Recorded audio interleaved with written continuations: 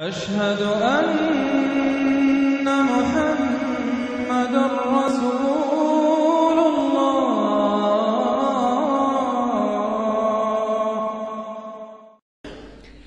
یہ جو اب تیسری صورت آ رہی ہے اس چھوٹے گروپ کی، سب گروپ کی، سورۃ الحجر، اس کا سٹائل بالکل مختلف، مزاج منفرد، لیکن اس مجموعے کے اندر جو ہے اپنے اسلوب کے اعتبار سے یہ بالکل منفرد ہے۔ جیسے سورہ یونس سورہ ہود جوڑے کی شکل میں، سورہ یوسف منفرد، اگرچہ اس کا ایک جوڑا ہے اور وہ ہے دوسری جگہ پر سورہ طٰہٰ، وہ ہم جب پڑھیں گے تو وہاں اور بات واضح ہو جائے گی۔ دوسرا سب گروپ، اس میں یہ دو صورتیں تقریباً ایک مزاج کی، ایک ان کے درمیان جو ہے نسبت زوجیت سورہ رعد اور سورہ ابراہیم میں۔ تیسری صورت سورہ ہجر ہے۔ اب اس میں جو فرق ہے نوٹ کیجئے، سورہ رعد کے 6 رکوع ہیں اور 43 آیات ہیں، گویا کہ 7 آیات فی رکوع کا حساب بنتا ہے۔ سورہ ابراہیم کے 7 رکوع ہیں، 52 آیات ہیں، 7.5 آیت فی رکوع۔ سورہ ہجر کے 6 رکوع ہیں، 99 آیات ہیں، 16.5 آیات فی رکوع آپ کو ملیں گے۔ یہ اصل میں قرآن مجید میں مکی صورتوں میں آپ کو اسلوب کا یہ فرق نوٹ کر لینا چاہیے کہ جو ابتدائی صورتیں نازل ہوئی اس میں آیتیں چھوٹی چھوٹی، ردم بہت تیز، جیسے کہ پہاڑی نالے ہوتے ہیں، دریا ہوتے ہیں تو ان کا پاٹ بہت کم ہوتا ہے لیکن بہاؤ بہت تیز ہوتا ہے۔ دریائے کنہار جس نے بھی دیکھا ہے، دریائے سوات دیکھا ہے کالام میں یا کہیں اور، تو ان کی چوڑائی تو کچھ بھی نہیں ہوتی، بلکہ دریائے سندھ یہ پورا جو ہے، یہ شاہراہ ریشم جو ہے اس کے ساتھ دیکھیے تو نیچے معلوم ہوتا ہے چھوٹی سی کوئی لکیر پانی کی ہے، اس کے سوا کچھ بھی نہیں۔ لیکن جب وہی دریا آتے ہیں میدانوں میں تو اب آپ کو معلوم ہے دریائے سندھ جب دریا خاں کے پاس سے گزرتا ہے تو وہ 14 میل چوڑا بھی ہوا کرتا تھا، بارشوں کے زمانے میں 14 میل چوڑائی، اسی طریقے سے نیچے باولپور کے ایریا میں۔ تو یہ فرق ہے ان آیات کا۔ جو ابتدائی مکی صورتیں ہیں آیتیں چھوٹی چھوٹی، ان میں صوتی آہنگ بہت نمایاں، اس میں ایک موسیقی اور غنا کا پہلو بہت ہی واضح، اور اس میں جو ہے مضامین پھیل کر آتے ہیں، کھل کھل کر آتے ہیں، بڑی جو مضامین بہت گہرے ہوتے ہیں اور بہت پختہ ہوتے ہیں، احکمت آیات ہو۔ بعد میں جو صورتیں آئی ہیں مکی دور میں ہی ان مزاج بدلنا شروع ہوا، درمیانی دور میں کچھ اور آخری میں آ کر اب آیتیں بڑی بڑی ہیں، لمبی لمبی ہیں، اور یہ چیز جا کر پھر مدنی دور میں پھر انتہا کو پہنچ جاتی ہے۔ ایک آیت، آیت الکرسی، آیت البر وہ ہم پڑھ چکے، آیت الدین، ایک آیت کتنی بڑی۔ پھر وہاں ظاہر بات ہے کہ وہ ردم بھی اتنا نمایاں نہیں رہتا جتنا کہ آپ سورہ قاف میں دیکھتے ہیں، سورۃ النجم میں دیکھتے ہیں، سورہ رحمان میں دیکھتے ہیں، سورہ واقعہ میں دیکھتے ہیں، سورہ ملک میں دیکھتے ہیں۔ یہ جو صورتیں ہیں آخری جو 2 گروپس کی ہیں، انہی کی طرح کی ایک صورت یہ سورہ ہجر ہے۔ اصل میں زمانہ نزول کے اعتبار سے یہ ابتدائی 4 سالوں کی صورت ہے۔ اب یہ کہ مصحف میں یہاں کیوں رکھی گئی ہے، اب میں بہت جرات کر کے ایک بات کہہ رہا ہوں، اللہ عالم، میں یہ سمجھتا ہوں کہ یہ جو کہ ان صورتوں کا یہ سلسلہ بہت طویل ہو گیا اور اس میں ایک طرح کی مونوٹنی سی پیدا ہو رہی ہے، مضامین جو ہے تقریباً ایک ہی طرح کے دوہرا کر آ رہے ہیں، وہی ایک ان کا مطالبہ، معجزہ دکھاؤ، حصی کو نشانی دکھاؤ، اس کا جواب۔ تو رد و قدح جو ہے یہ تمام صورتیں جو ہم نے پڑھ لی ہیں، 5 صورتیں، ان کے اندر مزاج ایک ہی ہے۔ تو گویا کہ اس مونوٹنی کو اللہ تعالیٰ نے چاہا کہ ختم کر کے، اور ابتدائی دور کی ایک صورت جس کا مزاج مختلف ہے ان صورتوں سے، اس کو یہاں شامل کر دیا گیا۔ البتہ یہ ہے کہ سورہ شعراء جو ہے، میں نے آپ کو بتایا تھا کہ 227 آیتیں ہیں اس کی، کل 14 رکوع ہیں، تقریباً یہی اوسط بنے گا اس کا، 16-17 آیتیں ہر رکوع کے اندر۔ سورہ شعراء اس سے بہت مشابہ ہے اس سورہ ہجر کا مضمون۔ دوسری بات یہ نوٹ کر لیجئے کہ یہاں پر خاص طور پر وہ جو میں نے آپ سے عرض کیا تھا کہ جو پاروں کی تقسیم ہوئی ہے اس میں کوئی حکمت پیش نظر نہیں رکھی گئی، اور یہ دور صحابہ میں تھا بھی نہیں۔ اب دیکھیے کہ سورہ ہجر کی صرف ایک آیت ہے کہ جو 13ویں پارے میں شامل ہے، اور اس کے بعد پوری سورت جو ہے ربما یود الذین کفروا، یہ پوری جو ہے دوسرے پارے 14ویں پارے کے اندر ہے۔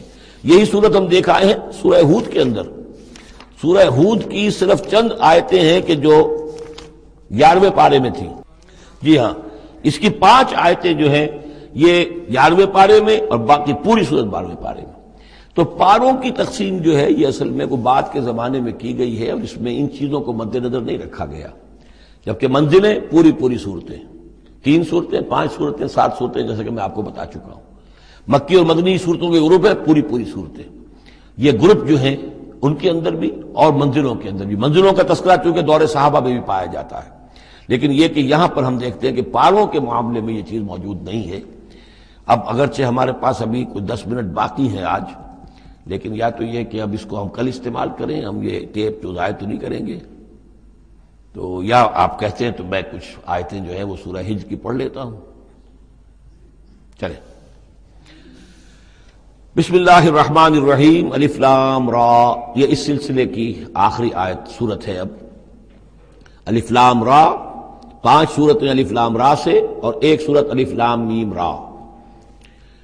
تلک آیات الکتاب و قرآن مبین، یہ اللہ کی آیات، اللہ کی کتاب کی آیات ہیں اور قرآن مبین کی آیات ہیں. ربما یود الذین کفروا لو کانوا مسلمین، ایک وقت آئے گا کہ وہ لوگ کہ جنہوں نے کفر کیا تھا حسرت کے ساتھ کہیں گے کاش کہ ہم اسلام لے آتے. وہ وقت آئے گا ان کا کفر ان کے لیے حسرت بن جائے گا. ذرہم یاکلوا ویتمتعوا، اے نبی چھوڑیے ان کو، نظر انداز کر دیجئے، اپنی توجہ ان کی طرف سے ہٹا لیجئے. یہ کھا پی لیں، تمتع کر لیں، فائدہ اٹھا لیں، زمین کے اندر رہ کر جو کھانا پینا ہے، جو چرنا چگنا ہے کر لیں. وَيُلْهِهِمُ الْعَمَلُ، اور امیدیں ان کو غافل کیے رکھیں. یہ جو یلہہم العمل ہے، الہا یلہی الہاءً، غافل کر دینا. حدیث میں آتا ہے ما قل وکفا خیر مما کثر والہا، اگر کوئی شے کم ہے لیکن کفایت کر جائے، آپ کی ضرورت پوری ہو جائے، یہ اس سے کہیں بہتر ہے کہ زیادہ ہو اور وہ غافل کر دے. اگر زیادتی ہے، فراوانی ہے، رزق کی سر و سامان موجود ہے، ہر چیز، کوئی ضرورت کبھی اٹکتی نہیں، تو اللہ یاد نہیں آئے گا، اللہ سے غفلت ہو جائے گی. اس سے بہتر یہ ہے کہ ضرورت تو پوری ہو جائے، کسی کے سامنے دستے سوال دراز نہ کرنا پڑے، لیکن یہ ہے کہ اس سے زیادہ نہ ہو کہ تاکہ غفلت نہ ہو. ما قل وکفا خیر مما کثر والہا، الہاکم التکاثر، وہ صورت مبارکہ ذہن میں رکھیے.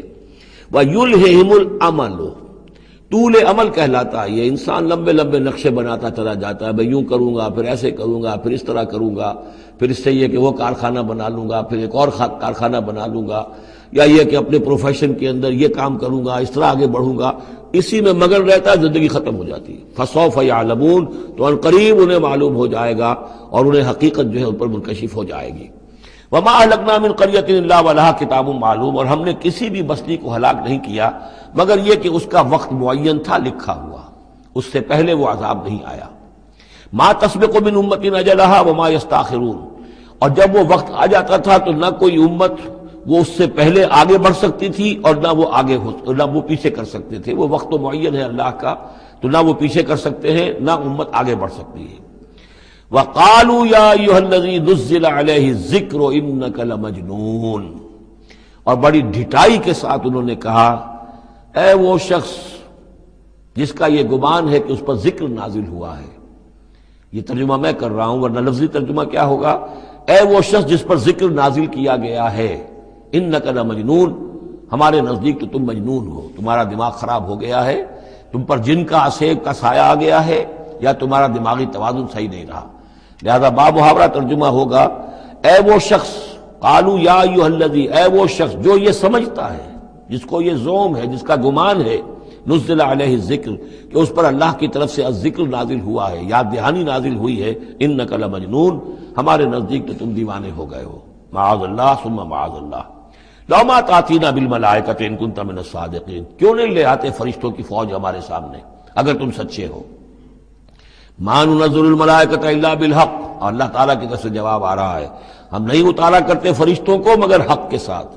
فرشتے تو آتے ہیں تو عذاب لے کر آتے ہیں، فیصلہ لے کر آتے ہیں. فرشتے آئے تھے حضرت لوط کی قوم کے اوپر اور سدوم اور عمورہ کی بستیوں پر عذاب لانے کے لیے آ گئے تھے. تو یہ فرشتوں کو بلانا چاہتے ہیں، اپنی شامت بلانا چاہتے ہیں. ما ننزل الملائکۃ الا بالحق، وہ تو آتے ہیں تو آخری فیصلے کے لیے آتے ہیں. وما كانوا اذا منذرین، اور پھر انہیں کوئی اور پھر مہلت نہیں دی جاتی. انا نحن نزلنا الذکر وانا له لحافظون، یقیناً ہم ہی نے یہ ذکر نازل کیا ہے اور ہم ہی اس کے محافظ ہیں، ہم اس کی حفاظت کریں گے. یہ آیت مبارکہ بہت اہم ہے، جیسا کہ اس سے پہلے بھی عرض ہو چکا ہے کہ قرآن کی محفوظیت کے معاملے میں کہ اللہ تعالیٰ نے اس کی حفاظت کا ذمہ خود لیا ہے. جہاں تک تو تعلق ہے انا نحن نزلنا الذکر کا، تو یہ چیز تو اپلیکیبل ہے تورات کو بھی اور انجیل کو بھی. تورات بھی اللہ نے نازل کی، ہم پڑھ چکے سورہ مائدہ میں انا انزلنا التوراۃ فیہا ھدی ونور، فیہا ھدی ونور. انجیل نازل کی ہم نے، اس میں بھی ہدایت بھی تھی، نور بھی تھا. لیکن دوسرا ٹکڑا انا لہو لحافظون، ہم ہی ہیں اس کی حفاظت کرنے والے، یہ صرف ایکسکلوسیو ہے معاملہ قرآن کا. اس کے سوا کسی اور صحیفہ آسمانی اور کسی کتاب سماوی کو اللہ تعالیٰ نے ضمانت نہیں دی. اور اس کی وجہ یہی ہے کہ اصل ہدایت نامہ جو ابدی ہے، جو کامل ہے، وہ ابھی آنے والا ہے. لہذا یہ سابقہ ایڈیشنز جو ہیں، نامکمل ایڈیشنز ہیں، یہ تو یوں سمجھیے کہ انٹرم پیریڈ کے لیے کچھ انسٹرکشنز تھی جو دے دی گئیں، ان کو مستقل طور پر محفوظ رکھنے کی کوئی ضرورت نہیں تھی. یہ ختم نبوت پر ایک بہت بڑی دلیل ہے کہ کسی بھی قادیانی سے اگر بات کی جائے تو اگر اس سے یہ کہا جائے کہ آیا تمہارے نزدیک قرآن میں ہدایت کامل ہوئی یا نہیں، تو جواب دے گا ہدایت تو کامل ہو گئی. نمبر 2، کیا تمہارے نزدیک قرآن محفوظ ہے یا نہیں؟ اگر وہ محفوظ بھی ہے تو پھر کسی اور وحی کی ضرورت کیا ہے؟ اللہ تعالیٰ کوئی کام عبث تو نہیں کرتا، ضرورت کے بغیر نہیں کرتا، کسی مقصد کے بغیر نہیں کرتا. یا تو یہ کہیں کہ ابھی ہدایت کامل نہیں ہوئی تھی، وہی جاری رہنی چاہیے، اس کا جواز ہو جائے گا. یا کہیں کہ کامل تو ہو گئی تھی قرآن میں لیکن وہ تو ضائع ہو گئی، محفوظ نہیں رہی، تب بھی وحی کی کھڑکی جو ہے اس کے کھلے رہنے کا جواز پیدا ہوگا. لیکن اگر کوئی شخص ان دونوں باتوں کو نہ مانے بلکہ اعتراف کر لے کہ ہدایت قرآن میں کامل ہو گئی اور یہ کہ وہ محفوظ بھی ہے، تو پھر اجرائے وحی، یہ تھا اصل میں جو فتنہ اٹھایا ہے غلام احمد قادیانی نے کہ وحی تو ایک نعمت تھی، کیسے بند ہو سکتی ہے، وحی کا سلسلہ جاری رہے گا. لیکن اس کو لے کر اس نے جو ہے پھر آگے اپنی نبوت کا دعویٰ کیا. لیکن اجرائے وحی کے لیے ضرورت عقلی جو ہے وہ دو شکلوں کے سوا ثابت نہیں ہو سکتی. یا ہدایت کامل نہیں ہوئی ہوتی جیسے کہ ابھی تورات میں نہیں ہوئی تھی، انجیل میں نہیں ہوئی تھی، قرآن میں آ کر کامل ہو گئی، یا کامل ہو کر اور وہ گم ہو گئی ہو، اس میں کوئی ترمیم و تنسیخ ہو گئی ہو جو کہ پھر وحی کے ذریعے سے اس کی تصحیح ہو سکے. اور دونوں باتیں اگر کوئی نہیں مانتا تو کوئی عقلی دلیل جو ہے وحی کے جاری رہنے کے لیے موجود نہیں. وَلَقَدْ أَرْسَلْنَا مِن قَبْلِكَ فِي شِيَعِ الْأَوَّلِينَ، اور اے نبی ہم نے آپ سے پہلے بھی رسول بھیجے تھے اگلی جماعتوں میں، اگلی قوموں میں. یہ شیعہ علیحدہ ہو جانے والے، کیونکہ قومیں بڑھتی چلی گئی نسلوں کے اندر. حضرت نوح علیہ السلام کی قوم تقسیم ہو گئی، ان کے 3 بیٹوں سے نسلیں بنتی چلی گئیں. تو یہ گویا کہ شائع ہونا، علیحدہ ہونا، پھیل جانا، پھیلتی چلی گئی. وما یاتیہم من رسول الا کانوا بہ یستہزئون، اور نہیں آیا ان کے پاس کوئی بھی رسول، جب بھی کبھی آیا مگر وہ استہزاء کرتے رہے، تبصر کرتے رہے. کذالک نسلکہ فی قلوب المجرمین، اسی طریقے سے ہم اس کو چبھو دیتے تھے مجرموں کے دلوں کے اندر. مجرموں کے دلوں میں جا کر وہ چبھ جاتی تھی، وہ سمجھ لیتے تھے کہ حق ہے، لیکن چونکہ ان کے مفادات پر زد پڑتی تھی تو وہ استہزاء کرتے تھے. لا یؤمنون بہ، وہ ایمان نہیں لائیں گے اس پر. وقد خلت سنت الاولین، اور اے نبی یہ پہلوں کی بھی یہ سنت گزر چکی ہے. یہی طریقہ ہمیشہ رہا ہے، جیسے آج آپ آئے ہیں یا ذکر آپ پر نازل کیا گیا ہے، ایسے ہی ہم رسولوں کو بھیجتے رہے، کتابیں ان پر نازل ہوئیں، لیکن یہ کہ انہوں نے مان کر نہیں دیا. وَلَوْ فَتَحْنَا عَلَيْهِمْ بَابًا مِّنَ السَّمَاءِ فَظَلُّوا فِيهِ يَعْرُجُونَ، اور اگر ہم نے اس پر آسمان کا کوئی دروازہ کھول بھی دیا ہوتا اور وہ اس میں چڑھنے لگتے، تب بھی وہ یہ کہتے لَقَالُوا إِنَّمَا سُكِّرَتْ أَبْصَارُنَا، کہ ہماری تو نگاہوں پہ کچھ جادو کر دیا گیا، شکر کر دیا گیا، نظر بندی کر دی گئی تھی. بل نحن قوم مسحورون، حقیقت میں تو ہم جادو کی زد میں آ گئے تھے. وَلَقَدْ جَعَلْنَا فِي السَّمَاءِ بُرُوجًا وَزَيَّنَّاهَا لِلنَّاظِرِينَ وَحَفِظْنَاهَا مِنْ كُلِّ شَيْطَانٍ رَجِيمٍ إِلَّا مَنِ اسْتَرَقَ السَّمْعَ فَأَتْبَعَهُ شِهَابٌ مُّبِينٌ. صدق اللہ العظیم. رب اشرح لي صدري ويسر لي امري واحلل عقدة من لساني يفقهوا قولي. اللهم ربنا الهمنا رشدنا واعذنا من شرور انفسنا. اللهم ارنا الحق حقا وارزقنا اتباعه وارنا الباطل باطلا وارزقنا اجتنابه. اللهم ربنا آنس وحشتنا في قبورنا وارحمنا بالقرآن العظيم. اللهم اجعله لنا إماما ونورا وهدى ورحمة. اللهم ذكرنا منه ما نسينا وعلمنا منه ما جهلنا وارزقنا تلاوته آناء الليل وآناء النهار واجعله لنا حجة يا رب العالمين آمين. سورہ ہجر کے پہلے رکوع میں، جس کا ترجمہ ہم کر چکے ہیں، دو مرتبہ قرآن حکیم کے لیے لفظ آیا ہے الذکر، اس کی طرف خصوصی توجہ کی ضرورت ہے۔ ایک تو یہ کہ خود اللہ تعالیٰ نے فرمایا انا نحن نزلنا الذکر وانا لہ لحافظون، ہم نے ہی یہ ذکر، یہ قرآن نازل کیا ہے اور ہم ہی اس کے محافظ ہیں۔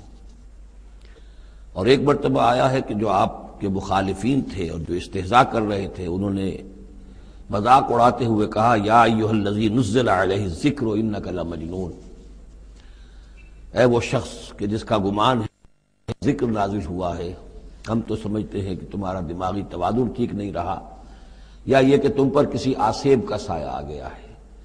یہ مجنون کی وضاحت بھی سمجھ لیجئے، مجنون جن سے بھی بنا ہے۔ جن کہتے ہیں عربی زبان میں مخفی شے کو، اس لیے جنین کہلاتا ہے وہ بچہ جو ابھی رحم مادر میں ہے، جو نظر نہیں آتا، چھپا ہوا ہے، معلوم تو ہے کہ بچہ ہے، پیٹ میں ہے، لیکن یہ کہ جنین ہے وہ ابھی وہ چھپا ہوا ہے۔ اسی سے لفظ جنت بنا ہے۔ جنت جو ہے زمین کا وہ ٹکڑا ہے جس پر خوب درخت ہوں، پودے ہوں، گھاس ہو، تو زمین چھپی ہوئی ہو، زمین ڈھکی ہوئی ہے، زمین جو ہے نمایاں نہیں ہے، جنت وہ ہے۔ جن علیہ اللیل کا آیا تھا کہ جب حضرت ابراہیم کا تذکرہ تھا، جب رات نے اس پر تاریکی کا پردہ طاری کر دیا تو گویا کہ ہر شے چھپ گئی۔ تو یہ جو جن کسی پر آ جانا، جس کو ہم کہتے ہیں اس پر کو آسیب کا سایہ ہو گیا، تو مجنون کے معنی یہ بھی تھے، اور مجنون اس کو بھی کہتے تھے کہ جس کا دماغی توازن ٹھیک نہ رہا ہو۔ اور یہ بات خاص طور پر نوٹ کرنے کی ہے کہ یہ بات اصل میں حضور کے بارے میں بالکل ابتدائی دور میں کہی گئی تھی، اور اس کے کہنے والوں میں وہ لوگ بھی تھے کہ جو معاندانہ انداز میں نہیں بلکہ ہمدردانہ انداز میں کہہ رہے تھے۔ یعنی بالکل شروع میں جب حضور نے دعویٰ کیا نبوت کا اور فرمایا کہ اس طرح میں تھا وہاں غار حرا میں، اور وہاں فرشتہ آیا ہے، جبرائیل آیا ہے، تو بہت سے لوگوں کو گمان ہوا کہ معلوم ہوتا ہے کہ کوئی بدروح، کوئی آسیب کا سایہ ہو گیا ہے انہیں۔ تو اس حوالے سے اس میں صرف مخالفت ابھی نہیں تھی، بلکہ اس میں ان کے لیے واقعتاً ایک بالکل چونکہ نئی بات تھی، لہٰذا یہ کہنے کا معاملہ جو ہے اس پہلو سے بھی تھا کہ اچھے بھلے آدمی تھے، ہم سوچتے تھے کہ واقعی یہ کئی دن جا کے مراقبے کرتے ہیں، اب یہ رہتے ہیں وہاں غار میں اکیلے تنہا دن رات، تو کہیں کچھ ہو نہ جائے تو معلوم ہوتا کچھ ہو گیا ہے، تو کوئی نہ کوئی جنون عارضہ ہو گیا ہے یا جن کا سایہ ہو گیا ہے۔ تو اس لفظ کو بھی سمجھ لیجیے، اور جو بتانا تھا وہ یہ ہے کہ سورہ نون جو کہ بالکل ابتدائی دور میں نازل ہوئی ہے، جس کا نام سورہ قلم بھی ہے، 29ویں پارے کی دوسری سورت، اس میں بھی یہی بات جو ہے کہی گئی ہے۔ اسی کے حوالے سے میں آپ کو بتا رہا ہوں کہ یہ سورہ مبارکہ جو ہے بالکل ابتدائی دور کی صورتوں میں سے ہے، اسی مشابہت کی وجہ سے۔ قرآن مجید کا ذکر ہونا اس معنی میں ہے، کئی مرتبہ واضح کر چکا ہوں کہ قرآن کا فلسفہ یہ ہے کہ جو ایمانی حقائق ہیں، خاص طور پر اللہ کی ذات کا علم اور اس کی صفات کا علم، وہ روح انسانی کے اندر موجود ہے، بس صرف اس پر ظہور کا پردہ طاری ہو گیا۔ جیسے آپ کو کوئی چیز پہلے معلوم تھی، اب یاد نہیں رہی، معلوم تھی لیکن اب بھول گیا۔ بھولنے کا مطلب کیا ہے کہ وہ آپ کی یادداشت کے ذخیرے میں کہیں نیچی اتر گئی ہے۔ وہ حافظ خانہ جو ہے، ہر انسان کی میموری جو ہے، اب اس کے نہ معلوم کتنے تہخانے ہیں، ان میں کسی نچلے تہخانے میں جا کر چھپ گئی ہے، وہ آپ کے شعور کی سطح پر نہیں ہے۔ تو کوئی چیز جس کا اس سے تعلق ہو، وہ اگر سامنے آئے گی تو فوراً وہ چیز یاد آ جائے گی۔ ایک دوست سے سالہ سال ہو گئے ملاقات نہیں، کبھی خیال بھی نہیں آیا، بھول گئے آپ اس کو، لیکن اچانک کبھی اس نے کوئی رومال آپ کو دیا تھا، کوئی قلم دیا تھا، آپ نے ٹرنک میں رکھا ہوا تھا، ٹرنک کھولا، وہ قلم یا رومال دکھائی دیا، فوراً دوست یاد آ گیا۔ تو یہ قلم یا یہ رومال جو ہے یہ آیت ہے، یہ نشانی ہے، اس نشانی سے آپ کو ایک بھولی بسری بات یاد آ گئی۔ اسی طرح یہ آیات آفاقیہ، آیات انفسیہ، آیات قرآنیہ، یہ آیات ہیں، نشانیاں ہیں یاد دلانے کے لیے، تاکہ اللہ یاد آ جائے۔ حقیقت میں اللہ تعالیٰ کا علم اور اللہ کی معرفت سوئی ہوئی ڈورمنٹ پوزیشن میں، ڈورمنٹ کنڈیشن میں ہماری روح میں موجود ہے۔ تو الذکر، دی ریممبرنس یا دی ریمائنڈنگ، یہ اصل میں وہ چیزیں کہ جو روح انسانی کے اندر موجود ہیں، لیکن جن پر ظہور کے اور نسیان کے پردے پڑ گئے ہیں، ان پردوں کو ہٹا کر تازہ کرنا۔ وَلَقَدْ جَعَلْنَا فِي السَّمَاءِ بُرُوجًا، اور ہم نے آسمان میں برج بنائے۔ یہ بھی ابھی ہم نہیں کہہ سکتے کہ ان کی اصل حقیقت کیا ہے، یہ بھی آیات متشابہات میں سے شمار ہوں گے۔ وَزَيَّنَّاهَا لِلنَّاظِرِينَ، اور ہم نے اسے مزین کر دیا ہے آسمان کو اور برجوں کو دیکھنے والوں کے لیے، جو بھی ستارے نظر آتے ہیں، کیا رنگا رنگ نقشہ آسمان پر نظر آتا ہے۔ وَحَفِظْنَاهَا مِن كُلِّ شَيْطَانٍ رَجِيمٍ۔ البتہ اب یہ وہ بات ہے جو ایمان بالغیب کے حوالے سے ہمیں ماننی ہوگی کہ ان ستاروں کا ایک کام یہ بھی ہے کہ اللہ تعالیٰ نے ان کو گویا کہ پہرے کی جگہیں بنایا ہے، ہم نے حفاظت کی ہے ان کی ہر شیطان رجیم سے، جو بھی شیطان مردود ہے اس کی طرف سے حفاظت کا یہ سارا سامان ہے کہ جو آسمانوں میں کیا گیا ہے۔ اب اس کے لیے آج میں چاہتا ہوں کہ وہ بات آپ سمجھ لیں اچھی طرح، کہ جیسے آپ آگے آ بھی جائے گا کہ انسانوں کی تخلیق جو ہے وہ تو یوں سمجھیے اس کائنات کے تخلیق کے اعتبار سے بڑی ریسنٹ شے ہے، بڑی ماضی قریب کی بات ہے۔ انسانوں سے بہت پہلے جنات پیدا کیے گئے تھے، جنات سے بہت پہلے ملائکہ پیدا کیے گئے تھے، اور انسانوں کی ارواح بھی اسی دور میں پیدا کی گئی جبکہ یہ ملائکہ پیدا کیے گئے تھے۔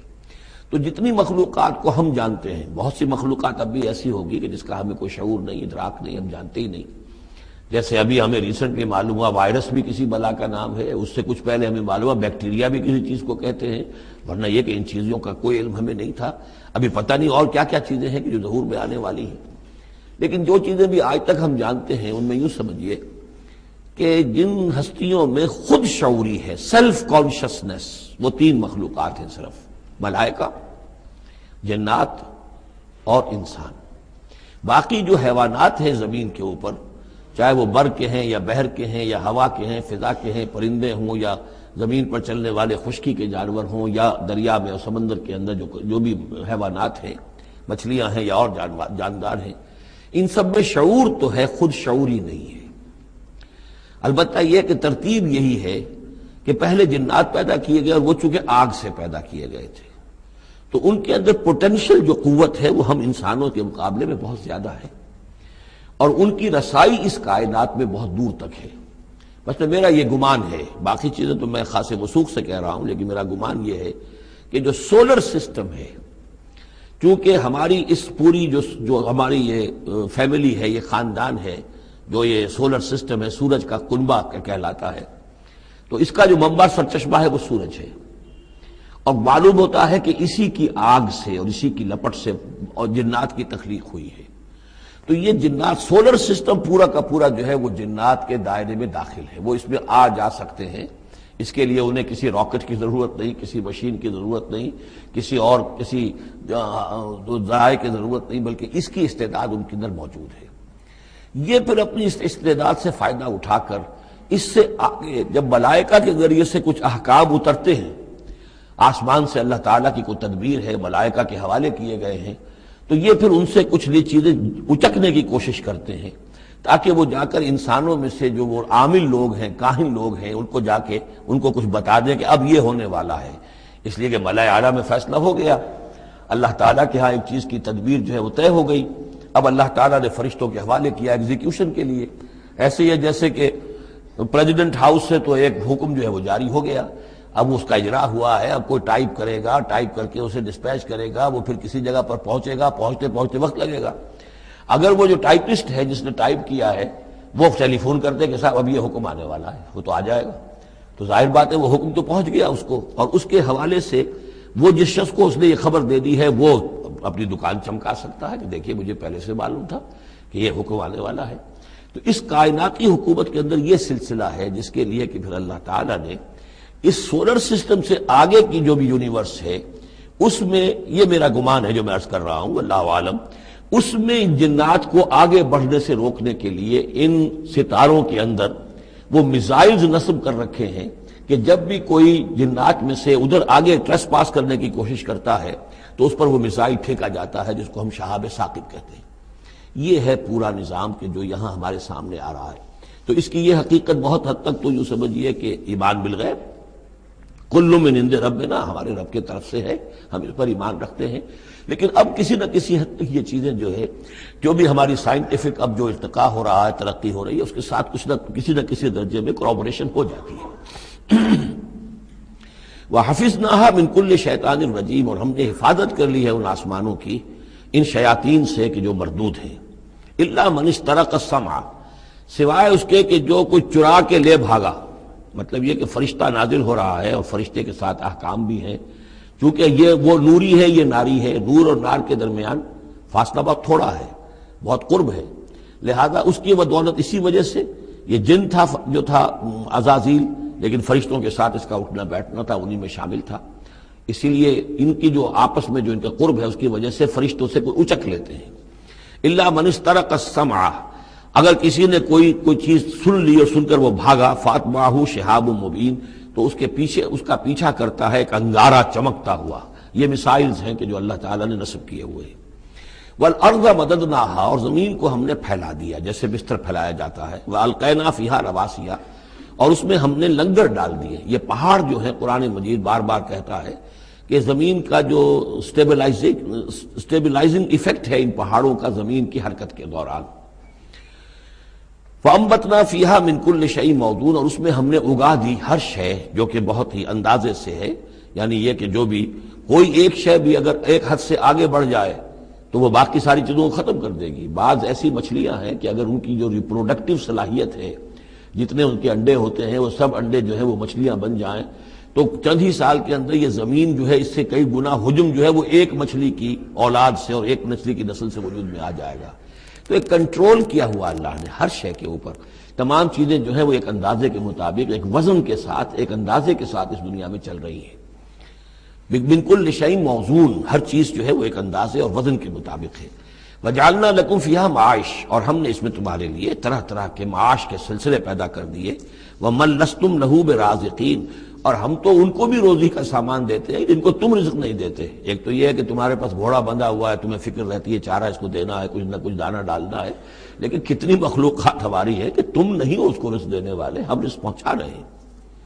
وَإِن مِّن شَيْءٍ إِلَّا عِندَنَا خَزَائِنُهُ، اور نہیں ہے کوئی شے مگر یہ کہ ہمارے پاس تو اس کے خزائن ہیں، لا متناہی، ہماری ریسورسز جو ہیں وہ یہ کہ لمیٹڈ نہیں ہے، لیکن وما ننزلہ الا بقدر معلوم، ہم نہیں نازل کرتے اس میں سے مگر ایک اندازے کے مطابق کہ جو طے شدہ ہے۔ یعنی یہ کہ سٹور تو بہت بڑا ہے، لیکن یہ کہ سٹور سے جو ایشو ہوتا ہے اللہ تعالیٰ کے ہاں ہر چیز کا، تو اس کا ایشو ہونا جو ہے وہ اندازے کے مطابق ہے، ایک حساب کتاب کے ساتھ ہے، ورنہ جیسا کہ میں نے کہا کیوس ہو جائے۔ وارسلنا الرياح لواقحا، اور ہم نے بھیج دی ہوائیں، ہم بھیج دیتے ہیں ہوائیں جو بوجھل ہوتی ہیں یا بوجھل کرنے والی ہوتی ہیں۔ لواقحہ کا مفہوم پہلے تو یہ سمجھا جاتا تھا کہ چونکہ وہ بادلوں کو لے کر آتی ہیں اس اعتبار سے، لیکن اب ادھر ایک اشارہ ہو رہا ہے جدید سائنس کے حوالے سے کہ پولن گرینز جو ہیں وہ بھی ہواؤں کے ذریعے سے آتے ہیں، اور وہ پھر آ کر پھولوں کو جب وہ وہاں فرٹیلائزیشن ہوتی ہے تو اس سے پھر وہ فصل بنتی ہے۔ تو ہوائیں جو ہیں وہ گویا کہ بار آور کرتی ہیں، اور اس طریقے سے یہ نباتاتی نظام چل رہا ہے۔ فانزلنا من السماء ماء، پھر ہم نے اتار دیا آسمان سے پانی، فاسقیناکموہ، پھر ہم نے وہ پانی تمہیں پلایا، تمہارے پینے کے لیے بندوبست کیا۔ وما انتم لہ بخازنین، اور دیکھو تم اس کا سٹور نہیں کر سکتے، اس کا خزانہ نہیں بنا سکتے۔ کہاں کس طرح بناؤ گے خزانہ؟ واقعہ یہ ہے کہ یہ جو واٹر سائیکل ہے اس دنیا میں، یہ بھی اللہ تعالیٰ کے عظیم، یعنی سمجھئے کہ کرشموں میں سے اور اللہ کے معجزات میں سے بہت بڑا معجزہ ہے کہ یہ جو ہمارے پہاڑوں کے اوپر اتنے بڑے بڑے گلیشیئرز ہیں، یہ کیا ہے؟ یہ واٹر سٹوریج ہے، ٹینکس ہے۔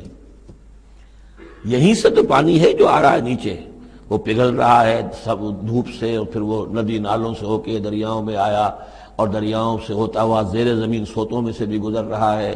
وہ آپ نے کہیں پمپ سے نکال لیا، کہیں کنواں کھود لیا، پھر وہ پانی سارا کا سارا سمندروں کے اندر پہنچ گیا، ڈرین ہو گیا، پھر سمندر سے اب یہاں پر وہ ہو رہا ہے کہ دھوپ کی تمازت سے اب اس کی وہ بخارات بن رہے ہیں، اور وہ بخارات اوپر جا رہے ہیں، پھر وہ واپس جا رہا ہے، پھر وہ جو اوور ہیڈ ٹینکس ہیں وہ پھر جو ہے ریپلینش ہو رہے ہیں، وہ ساری جو کمی ہو گئی تھی پھر نئی برف پڑ گئی ہے، نیا سٹور۔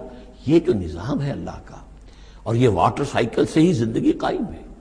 مبدأ حیات پانی ہے، مادہ تخلیق حیوانات کا، جو اس دنیا کے حیوانات ہیں ان کا مادہ تخلیق مٹی ہے، مادہ تخلیق جنات کا آگ ہے، مادہ تخلیق انسانی ارواح اور ملائکہ کا نور ہے، لیکن مبدأ حیات جو ہے، حیات انسانی جو ہے یہاں پر، یا حیات حیوانی جو زمین کی ہے، اس پلینٹ کے اوپر جو زندگی ہے، اس کا مبدأ پانی ہے، اس حیات کا۔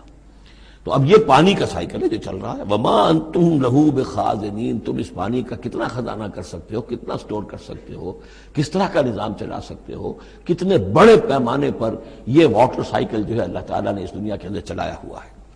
وَإِنَّا لَنَحْنُ نُحْيِي وَنُمِيتُ، اور یہ یقیناً ہم ہی ہیں جو باقی بھی رکھتے ہیں اور موت بھی وارد کرتے ہیں، زندہ بھی رکھتے ہیں اور موت بھی وارد کرتے ہیں. وَنَحْنُ الْوَارِثُونَ، اور پھر ہم ہی وارث ہوں گے. ہر شے ختم ہو جائے گی، کسی کی کوئی ملکیت نہیں رہے گی، ساری کی ساری چیزیں پھر ہماری ہی کائنات ہے، ہماری ہی ملکیت ہے. وَلَقَدْ عَلِمْنَا الْمُسْتَقْدِمِينَ مِنْكُمْ وَلَقَدْ عَلِمْنَا الْمُسْتَأْخِرِينَ، ہمارے علم میں سے ہے کون لوگ تم میں سے آگے بڑھیں گے.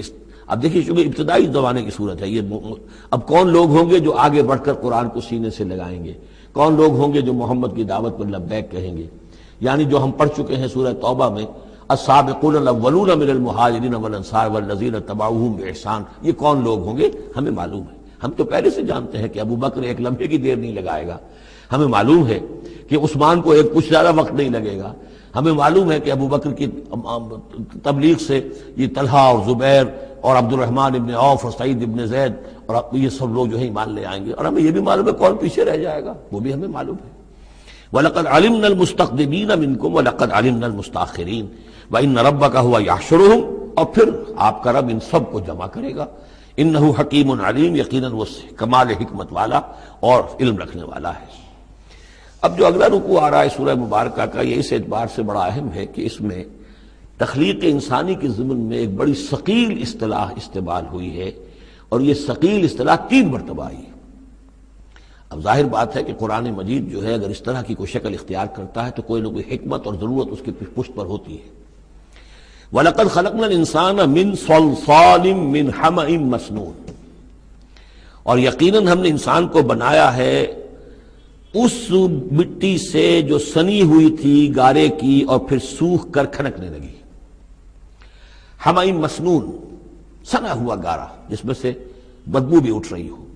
دیکھیے یہ جو انسان کے مادہ تخلیق کے ضمن میں قرآن میں الفاظ آئے ہیں، اب ان کو گنتے جائیے. نمبر 1 تراب، مٹی سے بنایا انسان کو. مٹی میں پانی مل گیا، گارا بن گیا، تو اس کو کہتے ہیں تین، من تین. خلقتنی من نار وخلقتہ من تین، یہ سورہ اعراف میں ہم پڑھائے ہیں. ابلیس نے کہا تھا کہ مجھے تو نے بنایا آگ سے اور اس کو بنایا آدم کو گارے سے، اور اب چاہتا اور مجھے حکم دے رہا ہے کہ میں اس کے سامنے جھکوں. میں تو اس کے سامنے نہیں جھک سکتا. تین کے بعد آیا تین لازب، گارا پڑا رہے تو وہ جب اس کے اندر پھر کچھ چپچپاہٹ پیدا ہو جاتی ہے. اور یہ پرانے زمانے میں ہوتا تھا، اب تو میں سمجھتا ہوں کہ جدید نسل کو تو ان چیزوں کا علم ہی نہیں ہے. کچے گھر بنتے تھے تو انہیں لیپتے تھے، پوتتے تھے، گارا بناتے تھے، تغاری ہوتی تھی، پھر مٹی کے اندر تھوڑی سی توڑی ڈال دیتے تھے. کوئی آرگینک میٹر ڈالیں گے تو فرمنٹیشن ہوگی، فرمنٹیشن ہوگی تو لیس سا اٹھے گا. ورنہ یہ کہ گارا جو ہے اگر اس گارے سے اگر پلسٹر کریں گے تو وہ پھٹ جائے گا. لیکن جب وہ گارا ذرا سن جاتا ہے، اس میں لیس پیدا ہو جاتا ہے، تو پھر اب جب اس کے ساتھ لیپتے تھے دیواروں کو، میں نے تو اپنے بچپن میں یہ سب دیکھا ہے، ایسے گھروں میں ہم رہے بھی ہیں کہ جن میں یہی فرش بھی اسی طریقے سے لیپے ہوئے ہوتے تھے اور دیواریں بھی ہوتی تھی.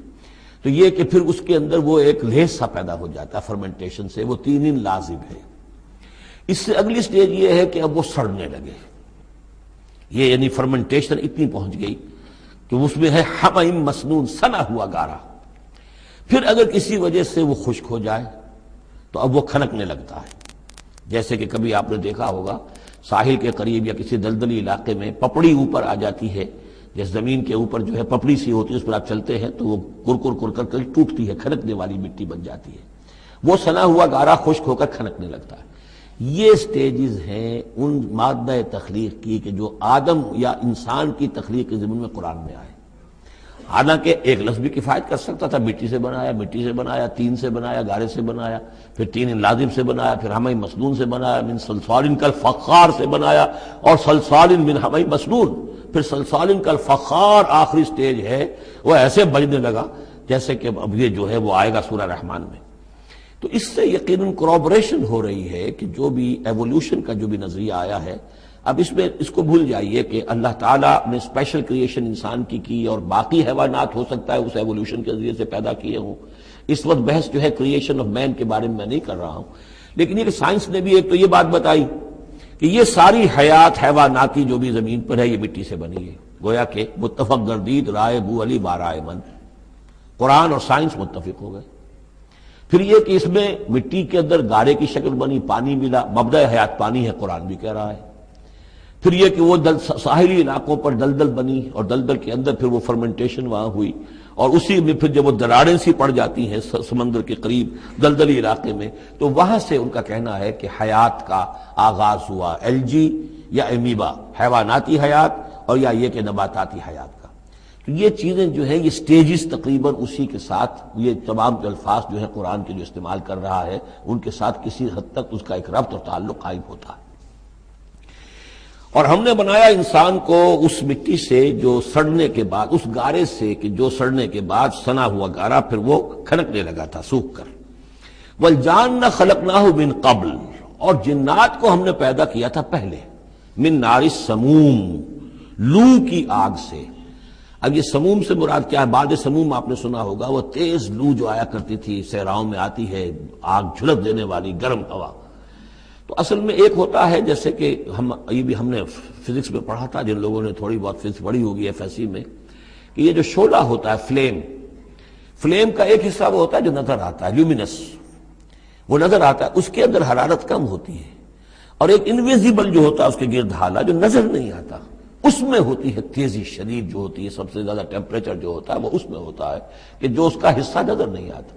اس حصے سے، آگ کی اس لو سے، اس لو کی لپٹ سے یا لو کی لپٹ سے جو بھی اسے کہیں، اس سے ہم نے جنات کو پیدا کیا۔ لیکن یہ سمجھ لیجئے کہ اس سے جنات پیدا کیے گئے، لیکن وہ آگ نہیں ہے۔ ہم مٹی سے پیدا کیے گئے لیکن مٹی نہیں ہے۔ اب ایک یہ کہ قلب ماہیت ہو چکی ہے، ہمارا جو یہ پروٹوپلازم ہے، جو ہمارے ٹیشوز ہیں، باڈی ٹیشوز، وہ مٹی تو نہیں ہے، اگرچہ سورس مٹی ہے، بنے مٹی سے ہیں، لیکن اب مٹی نہیں ہے۔ دوبارہ اگرچہ پھر یہ گل سڑ کر مٹی ہو جائیں گے، اس وقت مٹی نہیں ہے۔ اسی طریقے سے جنات آگ سے بنائے گئے لیکن آگ نہیں ہے، ہاں ان کا مادہ تخلیق آگ ہے۔ اور دوسرا یہ معلوم ہو گیا کہ وہ انسانوں کی تخلیق سے بہت پہلے پیدا کیے گئے۔